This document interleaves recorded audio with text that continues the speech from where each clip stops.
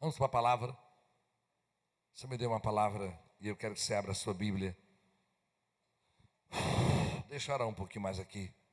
Senhor, eu quero te pedir que tu vá tirando toda a preocupação, toda a ansiedade e vem com a palavra revelada nessa hora.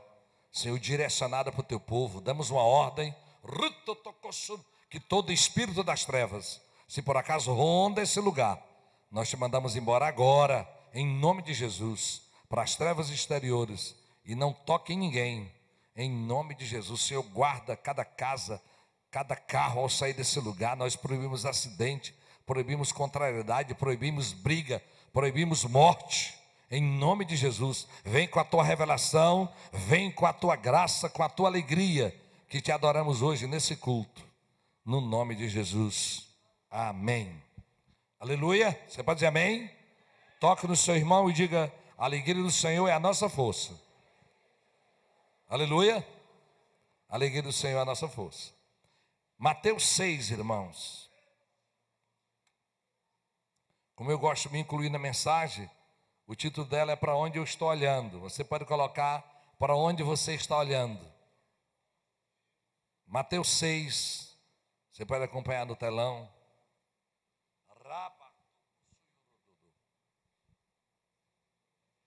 Os olhos são a candeia do corpo. Se os teus olhos forem bons, todo o seu corpo será cheio de luz. Mas se os seus olhos forem maus, todo o seu corpo será cheio de trevas. Portanto, se a luz que está dentro de você são trevas, que tremendas trevas são. Diga misericórdia. Irmãos, essa é uma palavra de Jesus clara e específica. O Senhor está dizendo que os nossos olhos são como lâmpadas, como candeias do nosso corpo. E óbvio que Jesus não está falando desse olhar externo por esse músculo do olho, por aquilo que se vê. Mas o olhar, Jesus está falando de visão, de cosmovisão, de filosofia de vida, de perspectiva, como eu olho. Os seus olhos são a candeia do seu corpo. Como você enxerga, é a candeia do seu corpo. Se a sua maneira de olhar for boa, todo o seu corpo será bom. Se o seu olhar for ruim, todo o seu corpo será ruim. Então, e o Senhor vai dizendo: se eles forem maus, todo o seu corpo será cheio de trevas, e como será grande as trevas. E eu desejei, a partir dessa palavra de Jesus, que hoje, após esse culto, você possa ter uma olhada diferente, uma perspectiva diferente. Irmãos, e você sabe que toda convicção, ela é inimiga da razão. Desculpe. Toda convicção, ela pode ser inimiga da razão, da lógica. Como toda convicção bíblica lhe dá segurança, mas algumas convicções, elas podem ser uma prisão dentro de nós. Algum conceito, alguma maneira de olhar a vida. Todo homem não vale nada. Toda mulher do Maranhão, toda mulher da Imperatriz, todo político, sei lá. Essa maneira de generalizar é perigosa. Mas os traumas, as experiências da pessoa faz ela começar a ser convicto de coisas que ela se torna escrava deles. Essa é a maneira de olhar a vida. E a nossa perspectiva precisa ser segundo o olhar de Deus. Você pode dizer amém? Senhor, eu quero enxergar segundo o teu olhar. Eu quero ter a tua visão. Um dia a pastora Jaqueline, que está em Curitiba, pregou sobre essa cosmovisão bíblica. Muita que não dá para eu pregar hoje aqui. Mas, irmãos, por exemplo, uma cosmovisão bíblica é a visão das pessoas da história é que ela é cíclica, quer dizer, é um ciclo, e vamos vivendo e vamos vivendo. Não, nós cristãos compreendemos que a história é cíclica, parece cíclica, mas ela é comum. Ela é a espiral caminhando para um propósito. Os homens estão fazendo a história, mas Deus está dirigindo e levando para onde Ele quer. Você pode dizer aleluia? Às vezes, irmãos, nós parecemos que o diabo está no controle da história, que os homens poderosos estão fazendo. Irmãos, engano deles. Deus está conduzindo a história para onde Ele quer. E Ele quer conduzir a sua. Ele quer conduzir a sua família, a minha, dessa igreja, da cidade imperatriz do Brasil. Não se engane. Nenhum homem pode impedir Deus de levar a história para onde Ele quer. Por isso nós vamos orando e concordando com o que Deus quer. Então, isso é uma cosmovisão. Tem gente, irmãos, que ele crê que o que está acontecendo ele não pode mudar. Não, isso é sorte, isso é destino. Não, irmãos, nós não cremos em sorte nem em destino, cremos em propósito.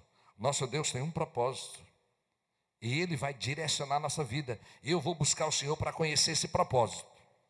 Então a sua cosmovisão precisa mudar. Há muita coisa, irmãos, nossa, que ela é longe da Bíblia. Nós somos um povo sem Bíblia. A Bíblia chegou nesse país, irmãos, há pouco mais de 130 anos atrás, mais ou menos. A Bíblia era perseguida nessa nação. Mais de 150 anos, mais ou menos. Os primeiros evangélicos chegaram aqui em 1839, vindo de Portugal. Mas em 1857 chegaram os irmãos presbiterianos, em 1880 chegaram os batistas, em 1910 a Assembleia de Deus, 2 suecos, e vem outros ministérios. Nós somos um país sem Bíblia. Hoje é que a Bíblia chegou na mão de todas as pessoas. Mas os cultos eram em latim, numa língua que o povo não entendia. Só os religiosos entendiam a Bíblia. Você pode imaginar quanta coisa foi construída na nação brasileira fora de uma visão bíblica. Então muita coisa do que a gente crê, irmãos, não é de Deus. Mas vá orando, diga: Senhor, eu quero ver como o Senhor vê. Aleluia. E eu quero lhe mostrar algumas olhadas da Bíblia que são contrárias a de Deus. Primeiro, eu quero que você leia comigo lá em Gênesis 19, quando a gente trata da mulher de Ló. O pano de fundo desse texto, irmãos, é que Deus ia destruir Sodoma e Gomorra. E quando ele destruiu Sodoma e Gomorra, ele mandou 2 anjos. A imoralidade era tanto, você vai ler isso em casa. A imoralidade era tanta, se você quiser, que quando os anjos chegaram na casa de Ló, eles queriam pegar os anjos para transar com os anjos, os homens. E Ló ficou desesperado. E eles iam fazer aquilo. E os anjos deram uma ordem que todos eles ficassem cegos. Algo extraordinário. Aquilo não aconteceu, obviamente. Os 2 homens, que eram os anjos, perguntaram a Ló: você tem mais alguém na cidade? Genros, filhos ou qualquer outro parente? Tire-os daqui, porque estamos para destruir este lugar. As acusações feitas ao Senhor contra este povo são tantas que Ele nos enviou para destruir a cidade. Senhor, em nome de Jesus, nós não queremos esses anjos imperatrizes, amém? Amém? Nos perdoa, Senhor, nos perdoa, nos perdoa. Então Ló foi tratar com seus genros, os quais iam casar-se com suas filhas, e lhes disse: saiam imediatamente deste lugar, porque o Senhor está para destruir a cidade. Mas eles pensaram que ele estava brincando. Ao raiar do dia, os anjos insistiam com Ló, dizendo: depressa, leve daqui sua mulher e suas 2 filhas, ou vocês também serão mortos quando a cidade for castigada. Tendo ele hesitado, os homens o agarraram pela mão, como também a mulher e as 2 filhas, e os tiraram dali à força e os deixaram fora da cidade, porque o Senhor teve misericórdia deles. Aleluia. Assim que tiraram da cidade, um deles disse a Ló: fuja por amor à vida, não olhe para trás. Estão aqui comigo? Não olhe para trás e não pare em lugar nenhum da planície. Fuja para as montanhas, ou você será morto. 24. Então o próprio Senhor fez chover do céu fogo e enxofre sobre Sodoma e Gomorra. Assim ele destruiu aquelas cidades e toda a planície, com todos os habitantes das cidades e a vegetação. Mas a mulher de Ló olhou para trás e se transformou numa coluna de sal. Vamos repetir comigo? Mas a mulher de Ló olhou para trás e se transformou numa coluna de sal. Irmãos, um dos primeiros olhares que nós não vamos olhar é para o passado. Nós vamos buscar o passado em cura interior. A gente vai precisar voltar ao passado para perdoar. Nós vamos voltar ao passado para consertar, para nos reposicionar. Nós vamos buscar o passado até para crer, porque Jesus Cristo morreu 2000 anos atrás, é passado para esse presente que nós estamos hoje aqui. Nós podemos invocar o passado, irmãos, para consertar, mas nunca para nos paralisar. Algumas pessoas, irmãos, a visão delas é que o melhor sempre foi ontem, é que o melhor foi lá. Pessoas que estão hoje dizendo: eu trabalhei muito para Deus, e hoje? Eu disse para um homem outros dias atrás: meu filho, a roça que tu plantaste, o legume que tu pegou espiritual, as bênçãos que tu pegou, meu filho, esse paiol está secando. Tu não estás plantando nada para Deus. Tu vai viver como? E ele diz: é verdade. Então, o seu passado, você trabalhou para Deus, mas precisa estar hoje. Essa mulher de Ló, irmãos, ela desobedeceu uma ordem de Deus. Quantos estão em Imperatriz há mais de 10 anos? Que não foram forçados, que estão aqui? Pois é. Isso aqui é um lugar maravilhoso, irmãos, não é? Eu cheguei aqui quando eu tinha 15 anos de idade. Então você imagina, aquele poeirão, aquelas águas correndo no meio da rua. Aquela era a nossa cidade. E o povo de Deus foi orando, e a cada dia ela vai se melhorando a cada dia, porque ela vai ser um celeiro de missionários, um dos melhores lugares do Brasil de morar e do mundo. Aleluia. Ore por ela. Irmão, a mulher de Ló olhou para trás numa desobediência.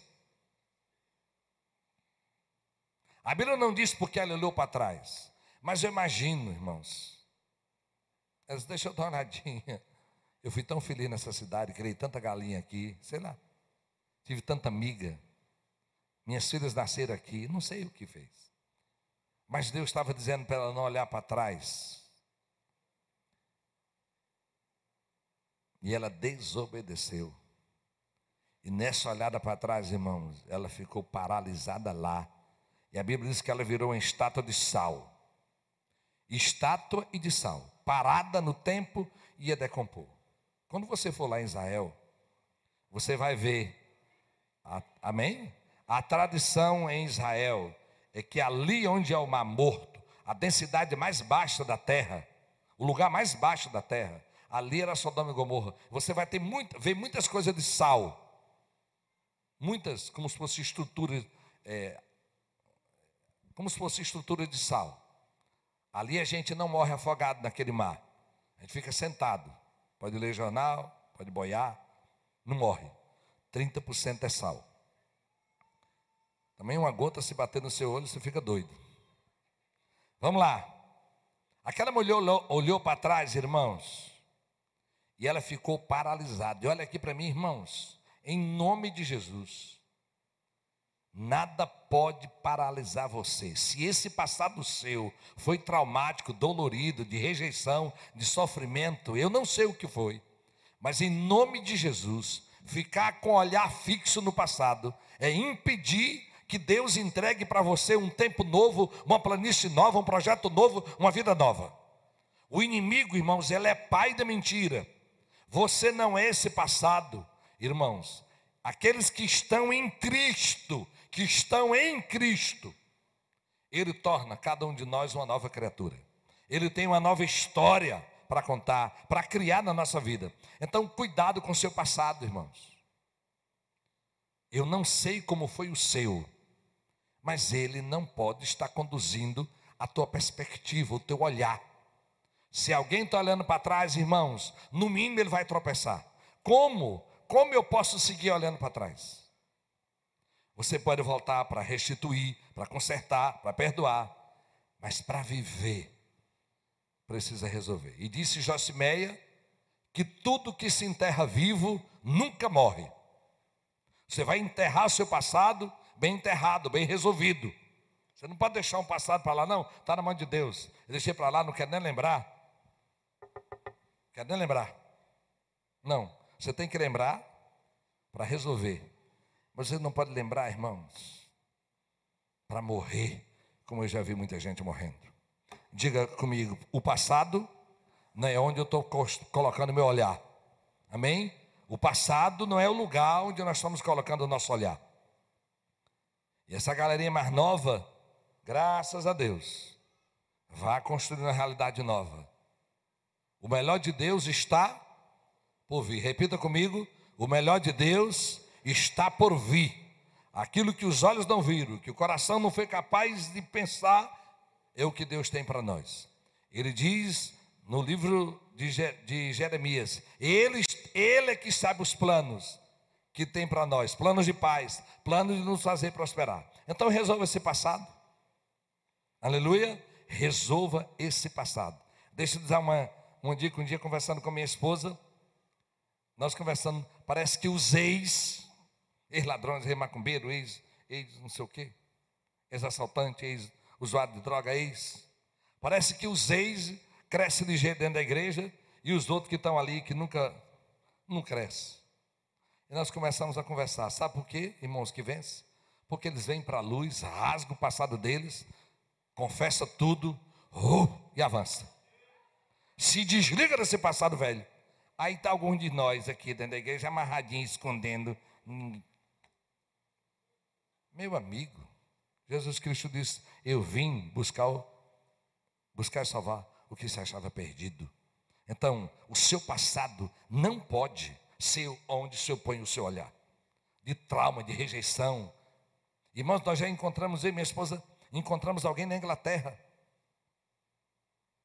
Sabe nem dizer onde era, né? Na Inglaterra. Eu e a pastora Fátima Washington, com as cinzas do homem, do esposo, que tinha sido homem de Deus, dentro de um vaso. E só que nós não sabíamos daquele negócio. Nós começamos a orar por ela e Deus começou a falar de tristeza. Irmã, que tristeza é essa? E não era porque era viúva. Irmão, ela estava morando com o morto. O morto estava lá dentro da casa, olhando todo dia para aquele morto. Nós já encontramos gente, irmãos, que o quarto do filho que morreu está lá intacto desde que ele morreu. Guarda-roupa do marido que morreu, está lá as roupas todo dia do marido. Irmãos, isso é um passado que você precisa resolver. Você está com a síndrome da mulher de Ló? Não, irmão, já morreu. Quem morreu foi ele, você não. Depois que meu marido morreu, minha vida acabou. Que conversa, irmão? Depois que meu filho morreu, a alegria acabou para mim. Irmão, você está profetizando? Diga, não, foi uma grande tristeza e eu estou pedindo a Jesus para tirar. Meu marido era meu companheiro, minha esposa é minha companheira. Mas, irmãos, ele morreu. Se morreu, peça a Deus que Ele fortaleça para você caminhar. Pode dizer amém? Em nome de Jesus, irmãos, e nós teremos percas na vida, irmãos.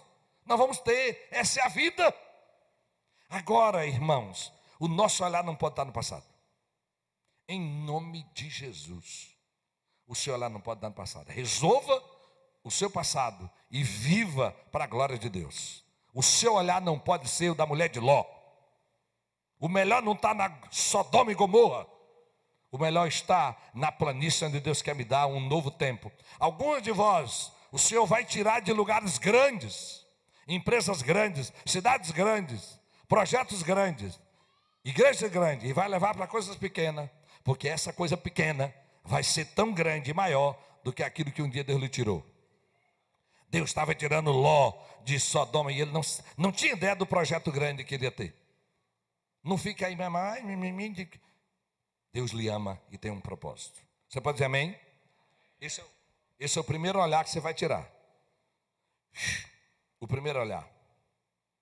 Irmãos, e esse olhar é determinante na sua vida. Eu preguei aqui, como no dia que eu preguei Vencendo os Gigantes, quando Davi, aquele adolescente, olhou para aquele cara de mais de 3 metros, gigante, todo mundo com medo dele. E Davi, que tinha uma perspectiva bíblica do poder de Deus, uma perspectiva da aliança, ele disse: ei, quem é esse circunciso? Quem é esse que não tem aliança com Deus? Porque a circuncisão era símbolo de quem tinha aliança com Deus e ele não tinha. Quem é este que não tem aliança com Deus para afrontar o exército do Deus vivo? Eu vou a ti, em nome do Senhor dos Exércitos. Davi era um menino, irmão, e tinha uma perspectiva grande. Do jeito que uma outra menina, que é Santa Maria, tinha de 13 para 17 anos.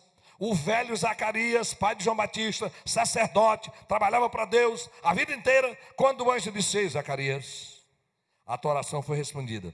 Mas a oração dele, irmão, fazia anos que ele pedia por um filho. Passou décadas e a oração não foi respondida. O anjo chegou e disse: Ô Zacarias, aquela tua oração foi respondida. Zacarias já era velho, não levantava mais de manhã. Isabel não menstruava mais. E ele disse: como que eu vou ser pai, velho dele que eu sou? Ele olhou com um olhar, com uma perspectiva humana.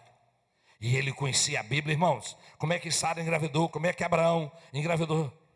Como é que Rebeca engravidou? Como é que Raquel engravidou? Como é que Ana engravidou? E o anjo disse: ó, pastor velho, tu vai ficar mudo, crente velho, até o dia que o menino nasceu, para tu aprender a crer. Anjo zangado é um perigo, viu, irmão? Irmãos, e Maria, aquela menina analfabeta. Maria era analfabeta, com toda certeza, não sabia ler. Ela era da tribo de Levi, mas não era mulher, só Jesus. E quando o anjo chegou com aquela proposta daquilo que nunca tinha acontecido com ninguém, não tinha nenhum relato bíblico da história do povo de Deus que tinha acontecido de uma virgem engravidar sem uma relação sexual. E a menina disse: cumpra-se a tua vontade. E aí? Tinha uma perspectiva diferente, irmãos. Em nome de Jesus, envelheça, mas mantenha a convicção de um adolescente, daquele que é capaz de crer, que é capaz de sonhar. Se você não for viver, se você tiver velho 80, 60, 90 anos, se você acha que não vai viver, continue orando, porque a orações não apodrece. Você vai saber um dia na eternidade como Deus cumpriu o que você pediu. Em nome de Jesus. Em nome de Jesus, irmãos. A Bíblia fala de Josué e Caleb. Josué e Caleb, irmãos, foram espiar a terra junto com mais 12 homens. E eles trouxeram de lá os frutos. Bota aí, minha filha, por favor. Eles vieram de lá com algo extraordinário. 2 homens carregando um cacho de uva. Olha aí, irmãos, isso é hoje em Israel. Hoje em Israel está acontecendo, irmãos, o que aconteceu lá na época. Diga glória a Deus. Tem cacho de uva maior do que esse, irmãos. Eles voltaram de espiar a terra e viram de como a terra era extraordinária. Não tinha adubo, não tinha nada. Cachos de uva de 2 homens carregando. Irmãos, e eles viram toda a beleza da terra. Mas a cosmovisão dele, a visão deles era: olha, pronto, é isso aí que eu queria. Parabéns, meus filhos. Isso é uma foto recente. Irmãos, diga comigo, ele é o mesmo Deus. Irmãos, sabe o que acontece? 12 homens foram, 10 voltaram dizendo: lá tem uva mesmo, lá tem fartura. Menino, mas o povo de lá, eles vão matar nós. Não vão conseguir não. Esquecer de tudo que Deus tinha feito, obrigado. Esquecer de tudo que Deus tinha feito. Esquecer de tudo que Deus tinha feito. E só Josué e Caleb disse: se o Senhor for conosco, diga comigo, se o Senhor estiver comigo, diga, se o Senhor estiver comigo. Diga de novo, se o Senhor estiver comigo. E sabe quando é que Ele está com você? Se você estiver com Ele, irmãos. Deus não deixa ninguém, agora a gente que deixa Ele. Se você estiver com Ele, vai pedir tudo o que quer, Ele vai lhe dar. Se a palavra do Senhor permanecer em você, a sua palavra será dele. Em nome de Jesus. Josué e Caleb tinham uma visão diferente. Josué e Caleb, irmão, não estavam olhando para o passado da destruição, mas para o futuro que Deus podia fazer. Eles tinham visto Deus fazer coisas extraordinárias. No nome de Jesus. Por onde você está olhando? Irmãos, e acontece algo interessante. Lá em Números 21, o povo de Deus está caminhando para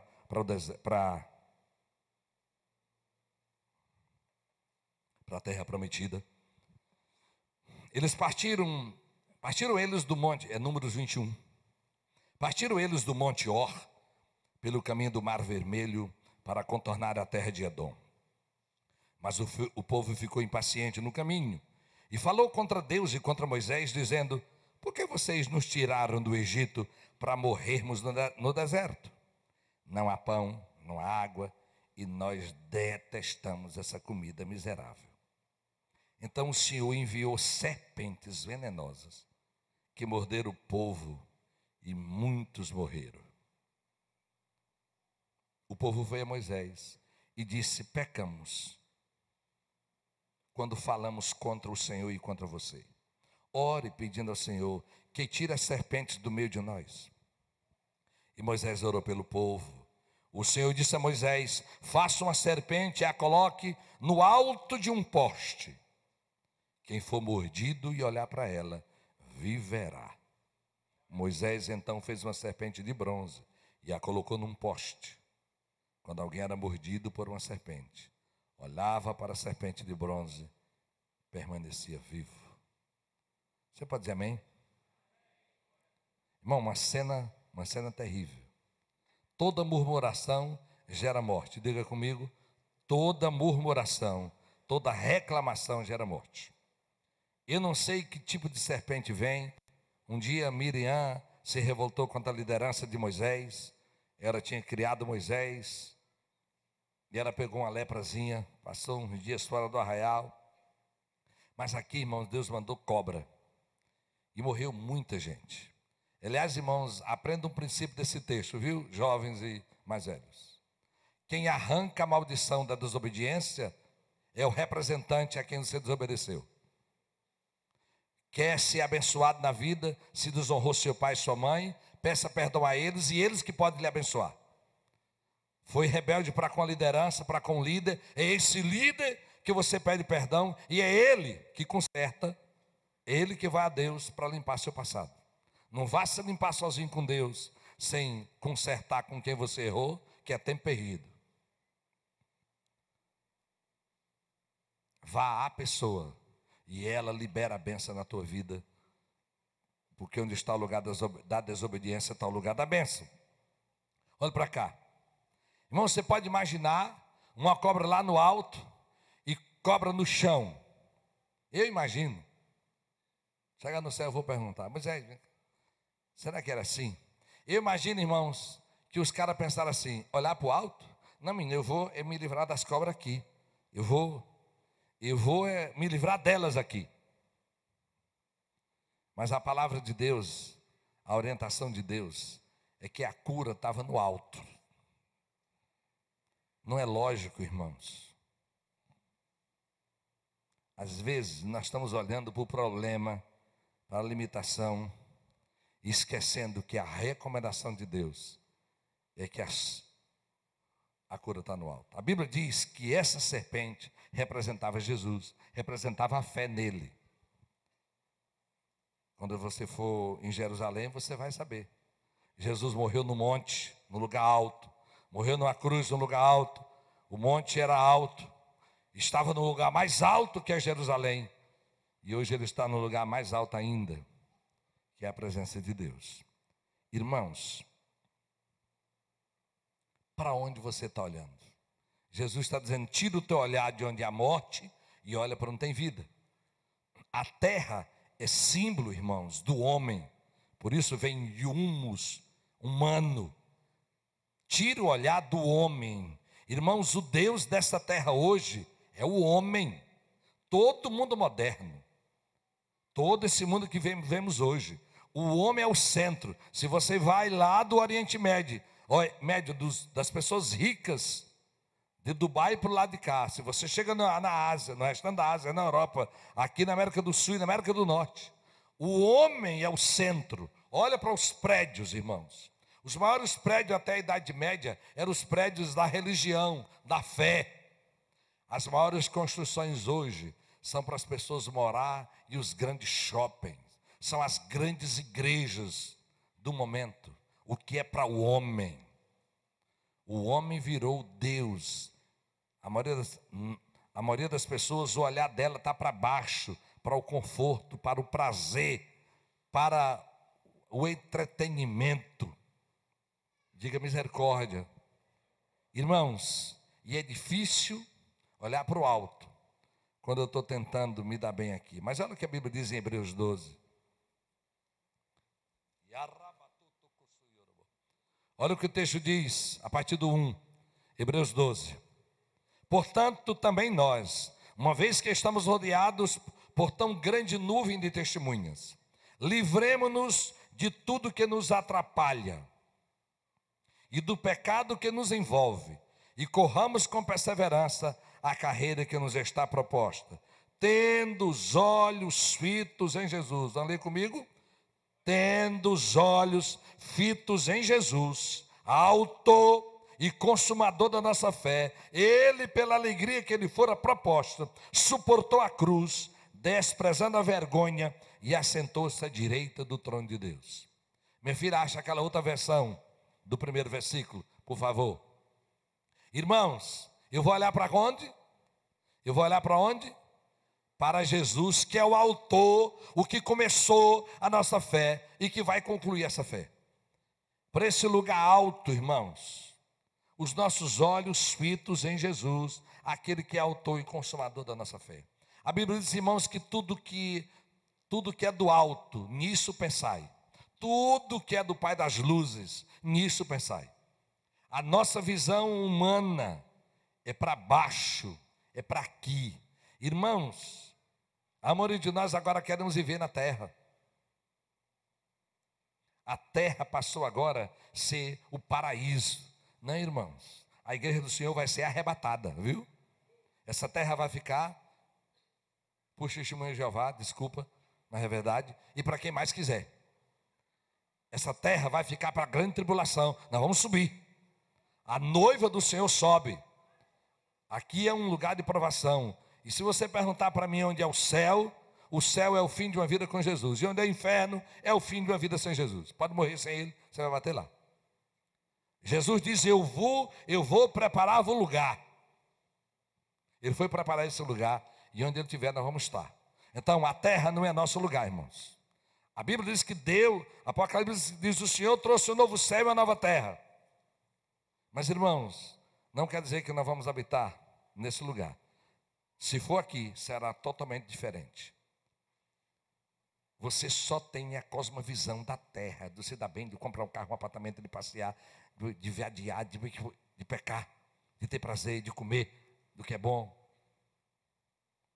Isso é passageiro, meu amigo. Mais dinheiro que o Gugu tinha, morreu.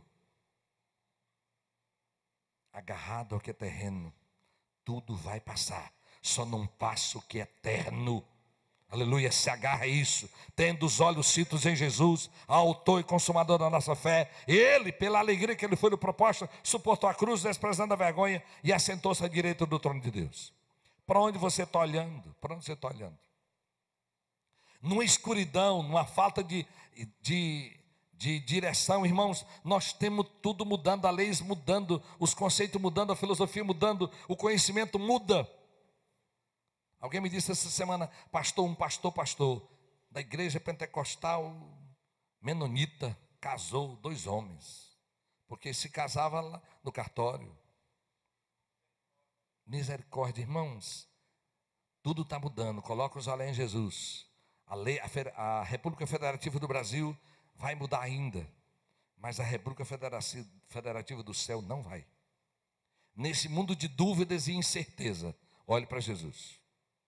Aleluia. Há muitos anos atrás, Bruce Oliver, um missionário americano que era missionário em Corrente, no Piauí, no sul do Piauí.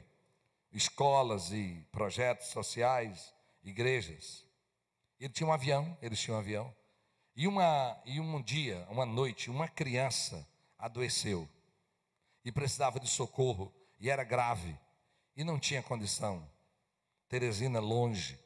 O único recurso que tinha era Brasília. Mas o Bruce Oliver, naquele avião dele, não tinha carta, não tinha autorização para pilotar de noite. E muito menos tinha luz no aeroporto ali do interior. Mas alguém disse assim para ele: pastor Bruce, se o senhor entrar nessa escuridão, o Piauí chove pouco, só tem estrela, o senhor pode olhar para o Cruzeiro do Sul, marque o Cruzeiro do Sul nas constelações, você vai chegar em Brasília. As pessoas que tinham carro, várias, chegaram na frente, na pista do avião, ligaram seus carros e iluminou a pista. E ele, com a coragem, com a vontade de salvar uma vida, decolou, com risco de ter a carteira apreendida, se lançou em rumo a Brasília. E ele dizia: na escuridão da dúvida e incerteza, eu só sabia que o Cruzeiro do Sul me levava até Brasília. E ele me disse assim, nos disse assim um dia: tem horas que só a cruz de Cristo nos conduz para um lugar seguro. E graças a Deus ele chegou em Brasília, aleluia, para socorrer aquela criança. No final da história, a criança veio a falecer, mas ele não teve a carteira apreendida e socorreu aquela criança e fez o que podia fazer. Irmãos, em alguns momentos, tem tanta filosofia, o tempo muda, as coisas vão se tornando modernas, a tecnologia. Mas uma coisa permanece no meio dessa escuridão: é Jesus Cristo de Nazaré que conduz a nossa vida. E você tem o princípio de amar Ele e amar pessoas, amar Ele e amar o próximo. E esses princípios são suficientes para você discernir e entender o que Ele quer da sua vida.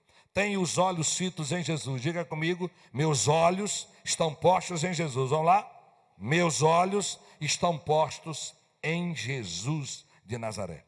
Irmãos, e nessa perspectiva, nessa cosmovisão, nós vamos alterar muita coisa na nossa vida. E deixa eu dizer um pouco mais.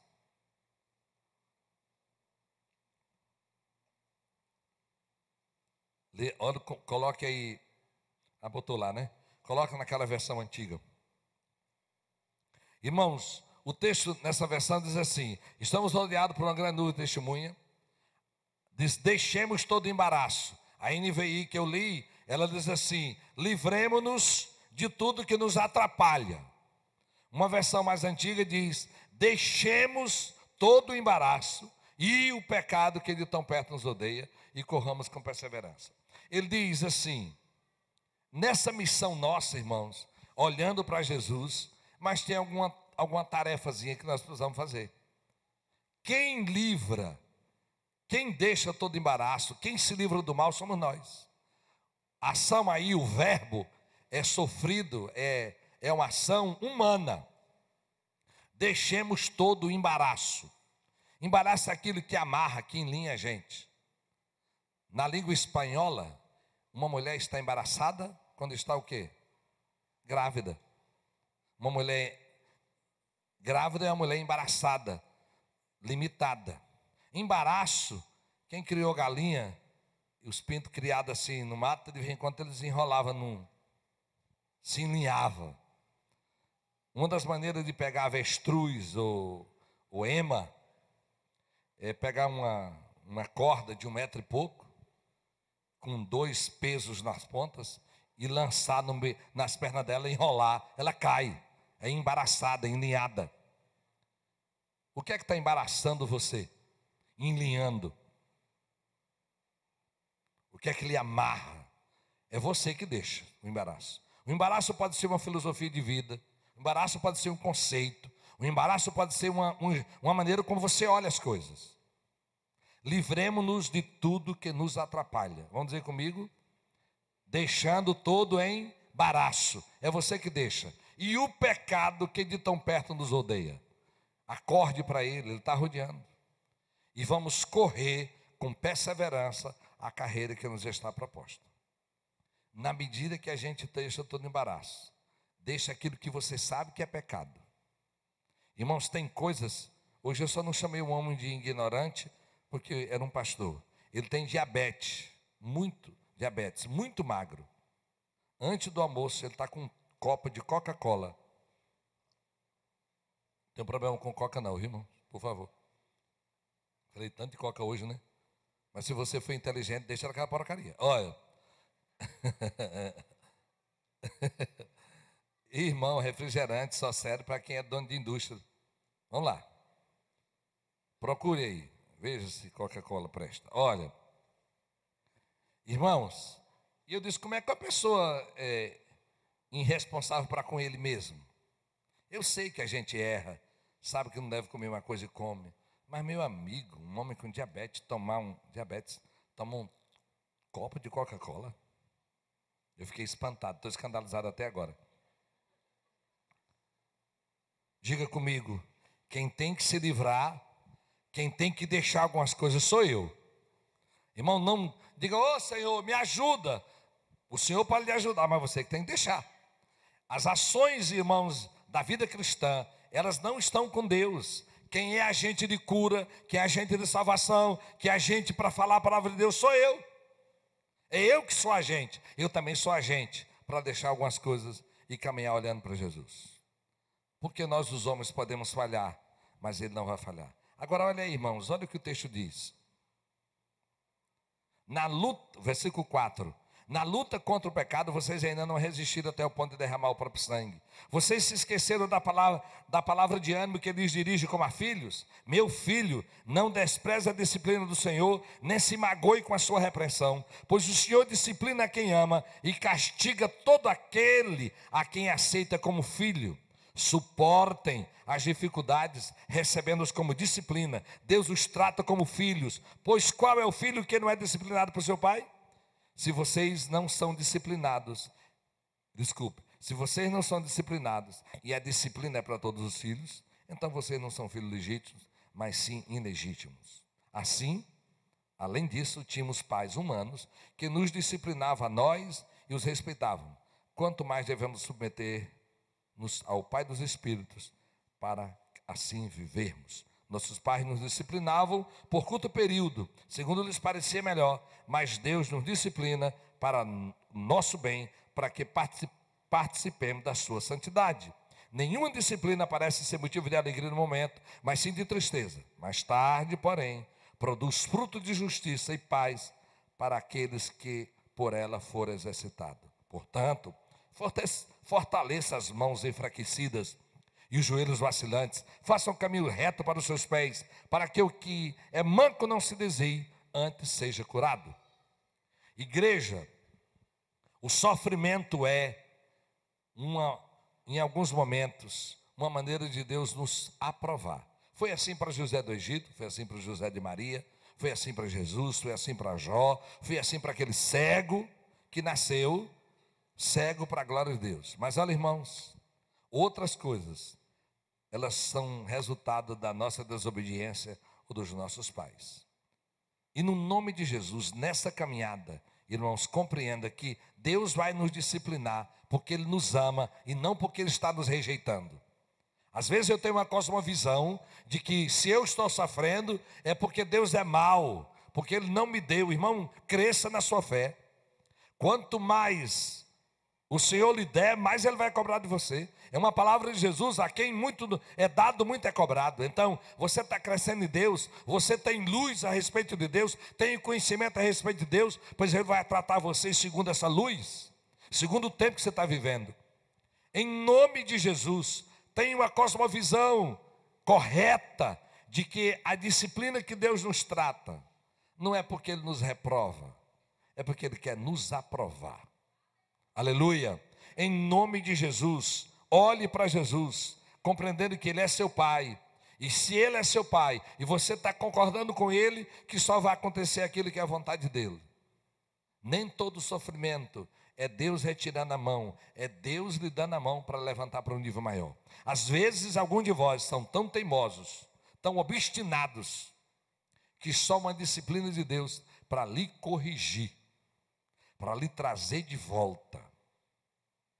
No nome de Jesus, para onde você está olhando? Para o passado? Para baixo? Você está olhando para onde? Olhe para o alto, para Jesus Cristo de Nazaré, e saiba que Ele vai lhe conduzir numa caminhada. Altere a sua visão. Você tem um Deus que lhe conduz. A Bíblia diz em Isaías 57:15 que Deus habita no mais alto e sublime trono, mas Ele habita também aqui na terra com o contrito de espírito, com o humilde de espírito. Habita em você. Em nome de Jesus. Que essa semana seja uma semana de você alterar seu olhar. Tem muita visão sua errada. As coisas estão acontecendo, os homens estão fazendo a história, mas seu Pai haverá de conduzir a sua para um lugar determinado, para um tempo seguro, para uma hora que Ele deseja lhe colocar, para uma posição que Ele deseja lhe colocar. Você pode dizer amém? Eu queria que você ficasse em pé.